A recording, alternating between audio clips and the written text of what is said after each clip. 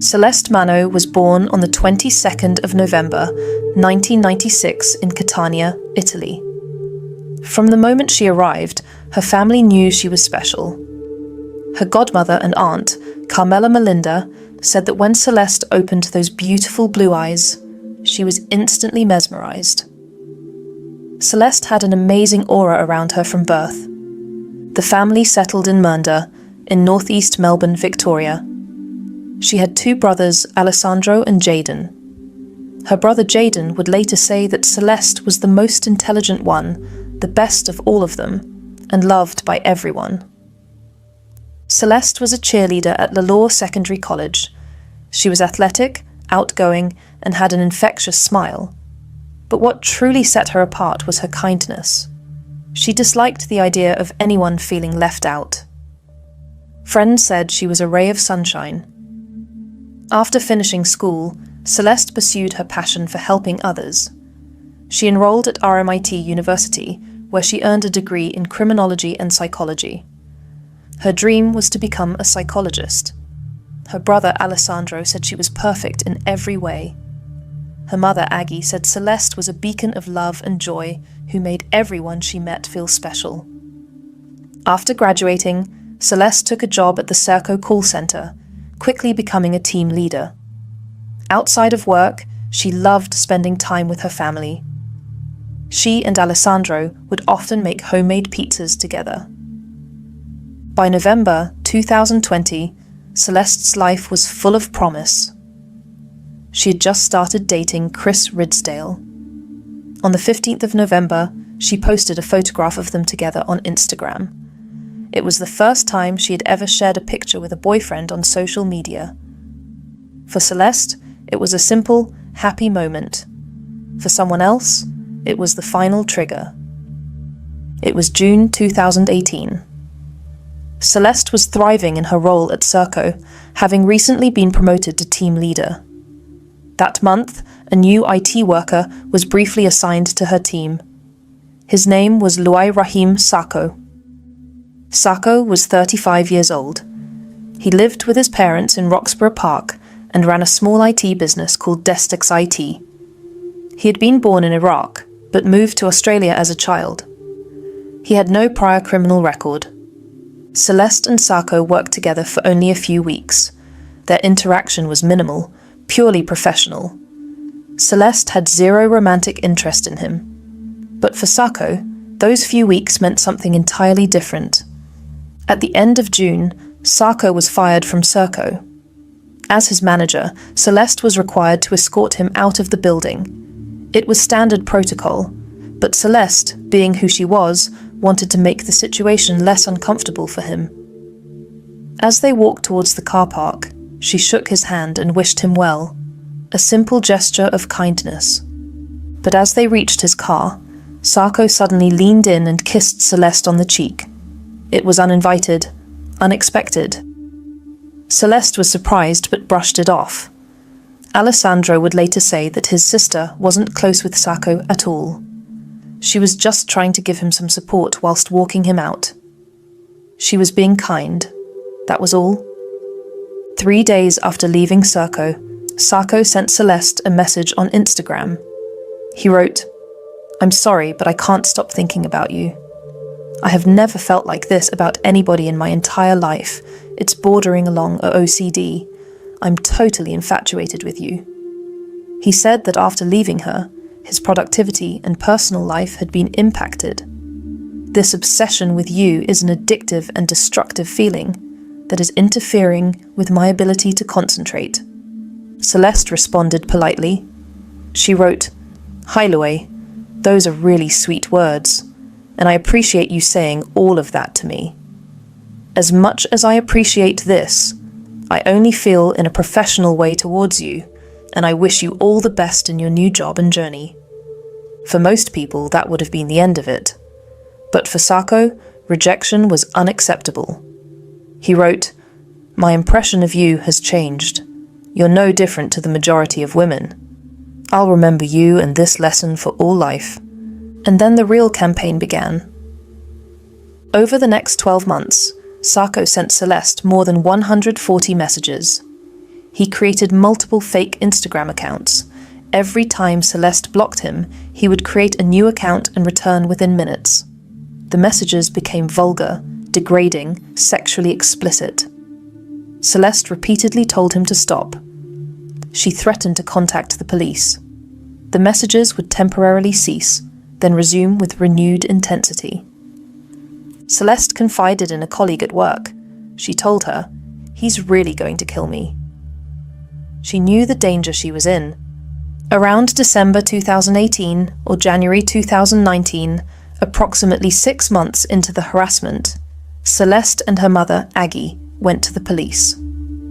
They explained what was happening, showed them the messages, told them how frightened Celeste was. The response was devastating.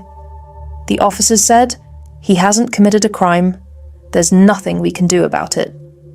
They suggested Celeste ignore the messages, get off social media, close her social media accounts. They trivialized the stalking and blamed the victim. About 6 months later, they returned to the police. This time, they spoke to a different officer who finally took their concerns seriously. This officer helped them obtain protection orders. In July 2020, Celeste was granted a personal safety intervention order. It was a court-issued order that prohibited Sarko from contacting her. In August 2020, a further interim intervention order was issued. For a brief moment, Celeste and Aggie felt relief. Maybe the legal order would be enough. But on the 10th of August 2020, approximately 1 month after the intervention order was put in place, Sarko breached it. He contacted Celeste via social media and sent her a 3.5-page letter pleading with her to withdraw the order. Sarko was arrested that day for breaching the intervention order. Celeste and Aggie breathed a sigh of relief. He got scared, they thought. Thank God he learned his lesson, but their sense of security was tragically false. Despite the arrest, despite the breach, Sarko was released back into the community. There was no detention, no remand, no GPS monitoring, no electronic surveillance of any kind. The very next day, on the 11th of August 2020, Sarko went to a shop and purchased a kitchen knife. Clear evidence of premeditation. He held onto that weapon for exactly 3 months. Between August and November 2020, Sarko was hunting Celeste. He used her Instagram posts to gather information about her life. He employed Google Earth and Google Maps to locate the family home in Mernda. He found the property's floor plan online, likely from public real estate or property records, and used it to determine which room was Celeste's bedroom. He conducted physical surveillance, driving past the property at least 3 times before the attack. He was planning, watching, waiting. During this time, life went on for Celeste. She was still working at Sarko, still spending time with her family, still seeing her boyfriend Chris. On the 14th of November 2020, 2 days before her murder, Celeste and Alessandro made homemade pizzas together. They spent time by the pool, talked about visiting their niece Daisy the next day. Celeste was looking forward to her 24th birthday on the 22nd of November. She had plans. She was excited. She had no idea that time was running out.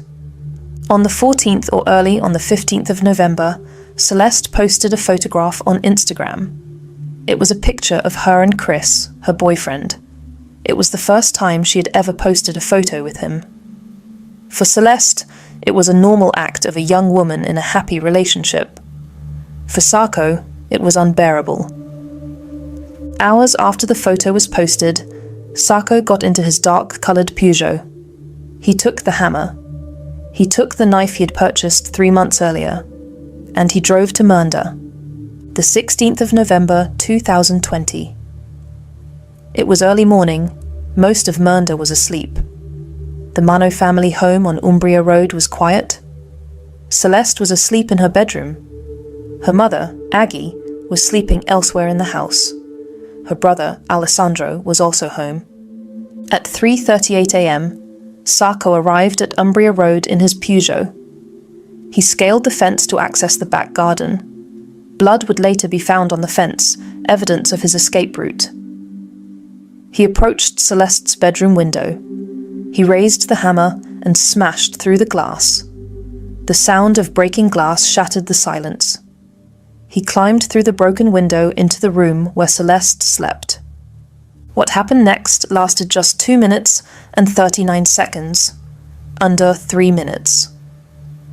Sacco attacked Celeste with the kitchen knife.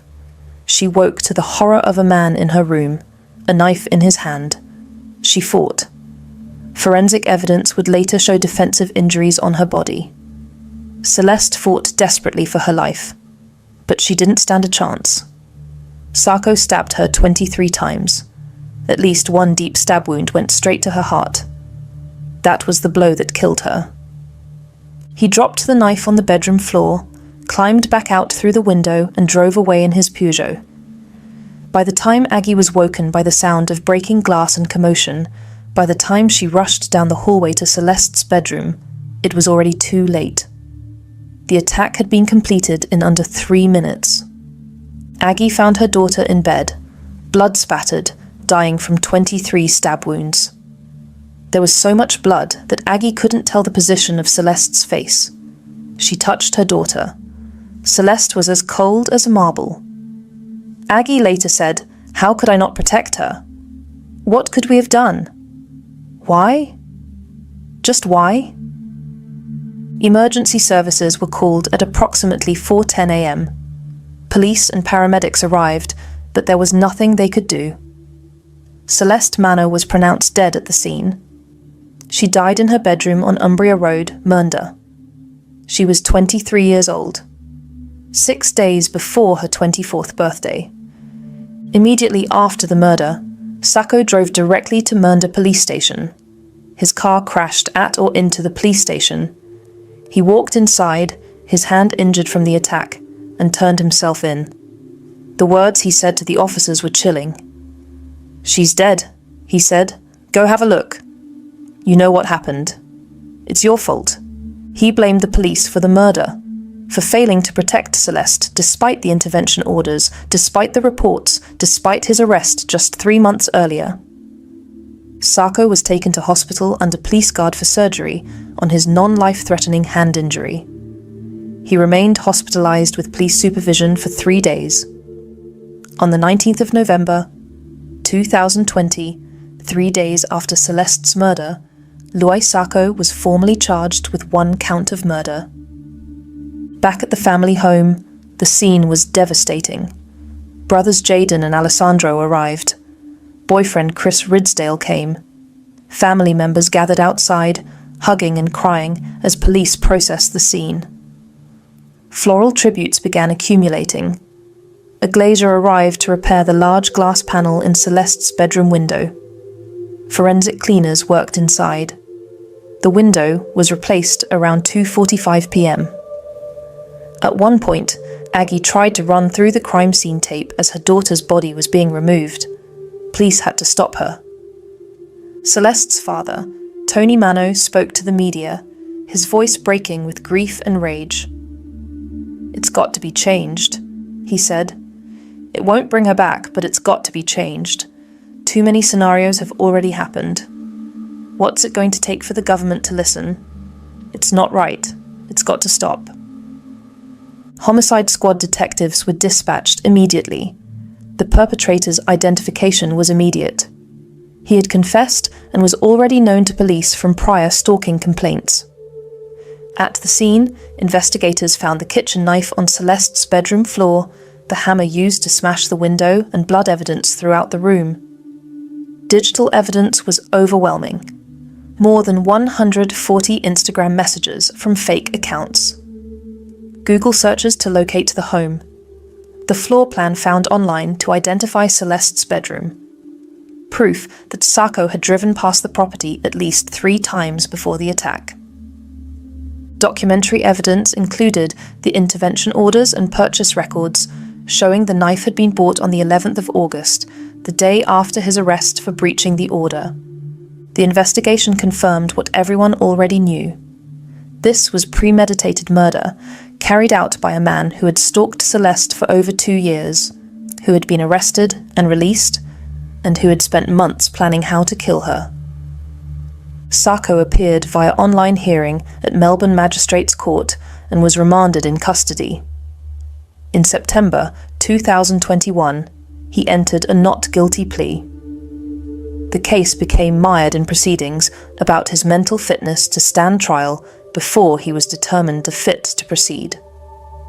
More than 2 years after Celeste's murder, on the 6th of April 2023, Sako changed his plea to guilty.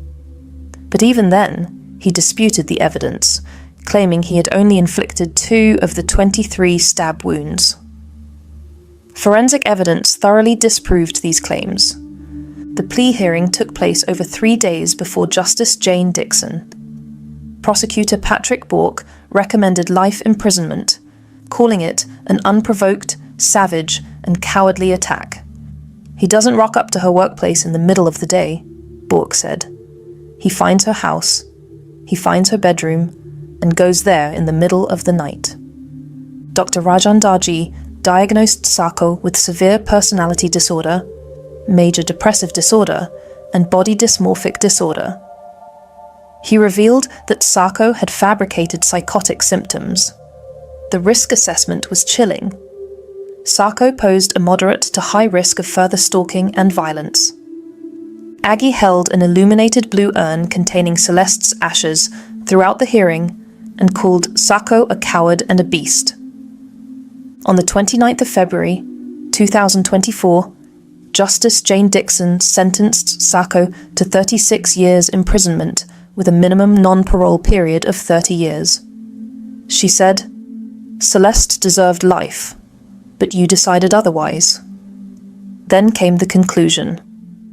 While the murder of Miss Manno was a grave example of a grave offence, it did not warrant a sentence of life in prison. Outside court, Aggie said, the court decided to grant him mercy even though he showed Celeste none. Quite clearly, his right to mercy was more important than her right to life. Celeste's murder triggered an urgent review. On the 30th of June, 2022, the Victorian Law Reform Commission released its final report with 45 recommendations. It acknowledged at the heart of this reference is the death of Celeste Manno. On the 17th of April, 2024, the family launched the Justice for Celeste petition. It has gathered over 62,000 signatures demanding mandatory life sentences, implementation of all 45 recommendations from the Victorian Law Reform Commission's Stalking Report, and GPS ankle bracelets for stalkers. As of November 2024, more than 4 years after Celeste's murder, there has been no formal government response to the 45 recommendations. Dr. Renee Heath said, "This Premier and her ministers have turned up to walks against family violence, but they will not make the changes that are required. All talk, all walk, no action." Aggie advocated for GPS ankle bracelets, pointing to Tasmania's Project Vigilance, which achieved a 100% decrease in stalking reports. But the Victorian government rejected electronic monitoring. We know that right now, if Celeste's situation was occurring in the same way, it would happen again. From January 2018 to May 2024 in Victoria, 113 murderers were sentenced for killing 124 people. Only 11 received life sentences. That's only 9.7%. Luai Sako remains in custody. He will be eligible for parole around 2050 at age 65. The family's fight continues. Aggie's promise remains. "I failed her once, but I'm not going to fail her again." The question that haunted Aggie was, how could I not protect her? What could we have done? 4 years later, we know the answer. Celeste did everything she could. Her family did everything they could. The system failed them. The real question is, when will the system finally change?